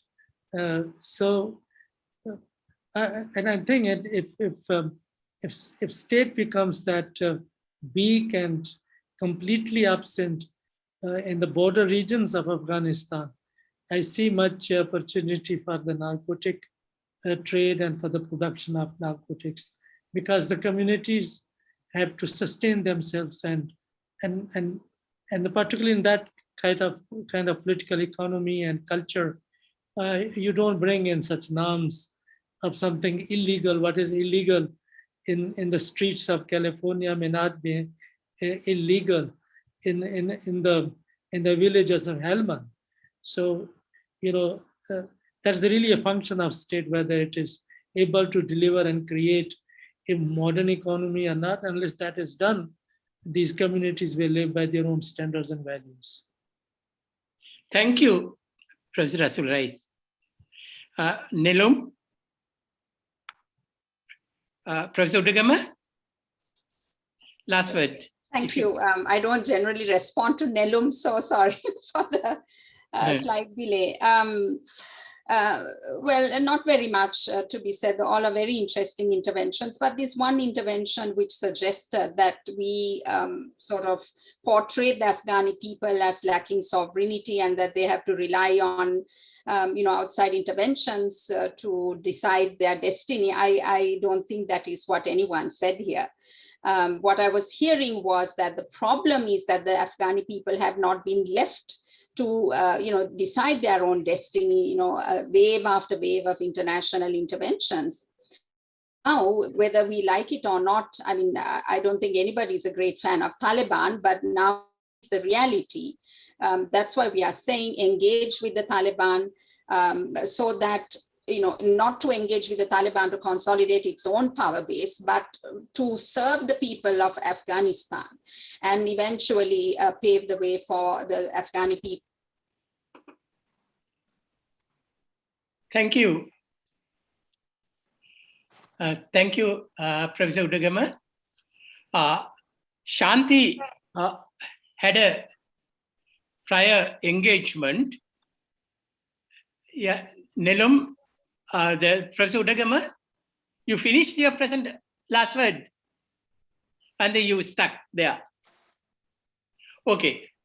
Shanti had. Sorry, I lost you for a while. So I just want to just wrap up saying that is certainly not what we are saying. We it is because of the recognition right to self-determination of the the Afghani people. We are raising all these issues. Thank you very much. Oh, thank you, Nelum, Professor Udagama. Professor Shanti had another assignment, therefore she had to leave. I am really thankful to you all, but formally I would invite Nelum Jayatilaka to make vote of thanks. Nelum. Professor, it's Nimmi Jayatilaka. Nimmi Jayatilaka. Sorry. Yes, so good evening, everyone. It's my utmost privilege to deliver a vote of thanks on this occasion.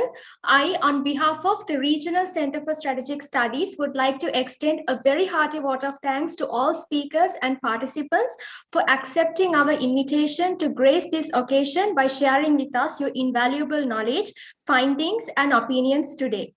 A big thank you to Professor Shanti D'Souza for her efforts towards enlightening us with a vivid picture of Afghanistan, beginning from its situation prior to its capture by the Taliban and to its ongoing situation.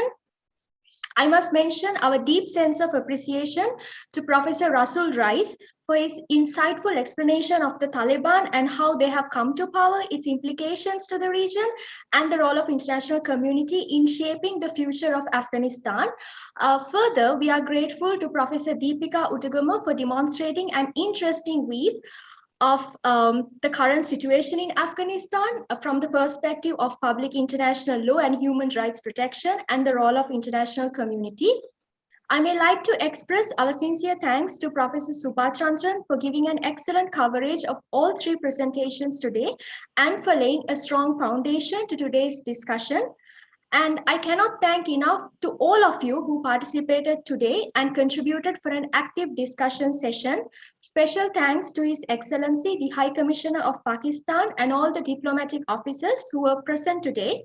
My sincere thanks to all GPAC South Asia members and RCSS members for their support at all times. An event like this cannot happen overnight. The wheel starts rolling weeks ago. It requires planning and a bird's eye for details. Hence, last but not the least, I would like to acknowledge our staff at RCSS who worked very hard to make this webinar a success. Thank you, everyone. Thank you.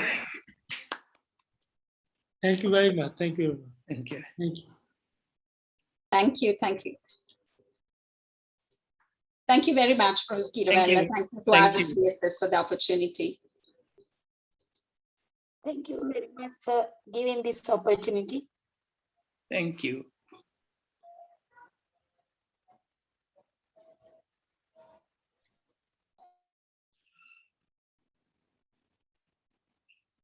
Nimni, Yes, Professor, shall we end the meeting? can you please end the meeting? Yes. Professor Shavini has to end the meeting. I can only. Okay. I'll end it, Nimni. Okay, Shavini.